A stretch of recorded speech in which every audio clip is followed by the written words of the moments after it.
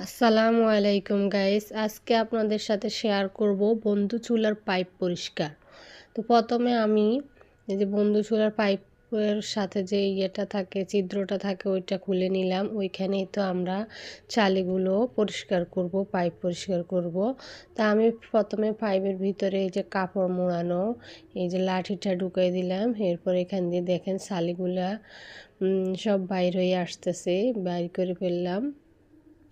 দেখেন অনেক ছালি জমা হয়েছে, এই কারণে আমার চুলার আগুন জ্বলতে চায় না। তো ভাবলাম আজকে চুলাটা পরিষ্কার করে ফেলাই, নইলে তো আমার আগুন জ্বলবে না। তারপর এভাবে পরিষ্কার করে ফেললাম। পরিষ্কার করার পর আবার যে মাটির দলাটা আছে ওইটা আমি আবার আগের জায়গায় লাগিয়ে দিব। এই যে দেখেন আবার এভাবে লাগিয়ে দিতে হবে, দিয়ে মাটি দিয়ে লেপিয়ে দিতে হবে। এই যে আমি লেপে দিলাম।